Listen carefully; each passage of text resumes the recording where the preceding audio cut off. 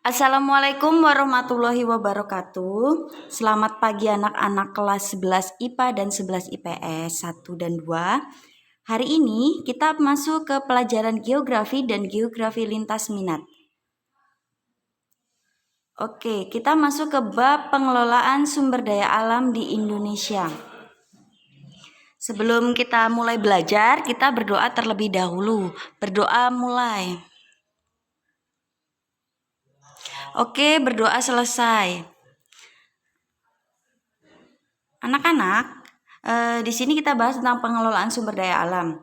Sumber daya alam sendiri itu mempunyai arti segala sesuatu yang bisa diambil atau dimanfaatkan dari alam karena memiliki nilai manfaat untuk memenuhi kebutuhan manusia.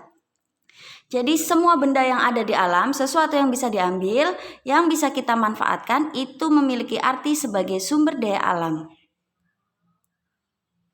Nah, klasifikasi sumber daya alam.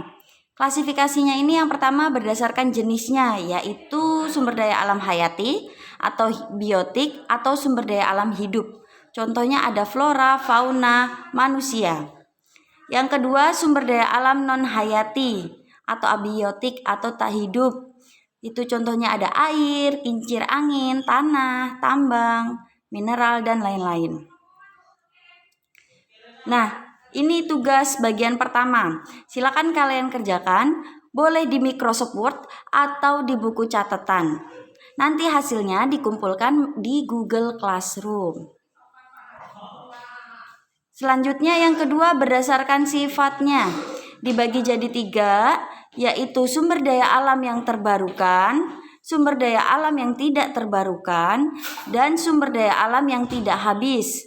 Sumber daya alam yang terbarukan di sini memiliki arti dia dapat diperbarui dalam waktu yang cepat. Contohnya ada mikroba, air, tanah, flora, dan fauna.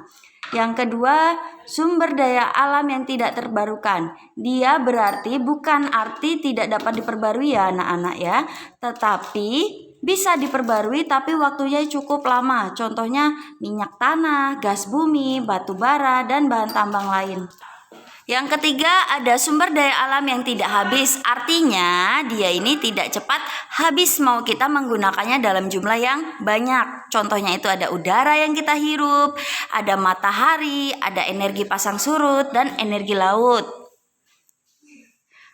Selanjutnya berdasarkan potensinya, yaitu sumber daya alam materi, sumber daya alam energi, dan sumber daya alam ruang. Sumber daya alam materi ini maksudnya sumber daya alam yang dapat menghasilkan materi yang memiliki nilai. Misalnya ada batu, besi, emas, kayu, serat kapas. Yang kedua, sumber daya alam energi ini yang menghasilkan energi. Contohnya itu ada batu bara, minyak bumi, gas bumi, dan lain-lain.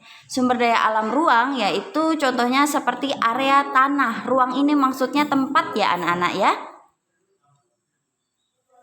Selanjutnya berdasarkan tujuannya, yaitu ada 3, sumber daya alam bahan industri, sumber daya alam bahan pangan, dan sumber daya alam bahan sandang.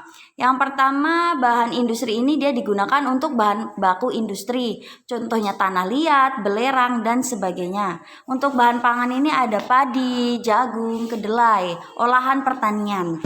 Nah, sedangkan bahan sandang ini ada sutra dan kapas. Nah, potensi dan sebaran sumber daya alam di Indonesia. Yang pertama sumber daya alam kehutanan. Hutan ini kan suatu wilayah yang luas nih yang ditumbuhi oleh tumbuhan dan menjadi ekosistem tempat hidup antara hewan dan tumbuhan. Potensi hutan di Indonesia itu ada kayu dan non kayu. Non kayu di sini misalnya getah karet ya anak-anak. Selanjutnya sumber daya alam pertambangan di Indonesia. Pertambangan ini proses penggalian atau pengambilan material dari dalam bumi. Potensinya di Indonesia itu minyak bumi, gas, batu bara, mineral, batuan. Pokoknya dia bahan galian atau bahan tambang. Potensi persebaran sumber daya alam kelautan di Indonesia. Sumber daya kelautan. Nah, laut Indonesia ini, laut itu kan artinya cekungan terendah yang ada di permukaan bumi yang terisi oleh laut. oleh air. Di Indonesia ini 2/3 wilayahnya itu adalah laut. Potensi kelautannya yaitu Potensi kelautan di Indonesia yaitu ada perikanan, hutan mangrove, pertambangan, dan terumbu karang. Selanjutnya yang terakhir, persebaran sumber daya alam pariwisata di Indonesia.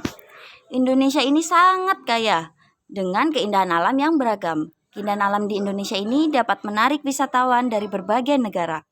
Potensi wisata yang ada di Indonesia itu ada wisata alam, wisata religi, wisata budaya, dan wisata keluarga.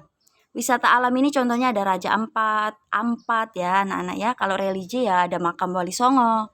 Kalau wisata budaya ada Candi Borobudur, Candi Prambanan.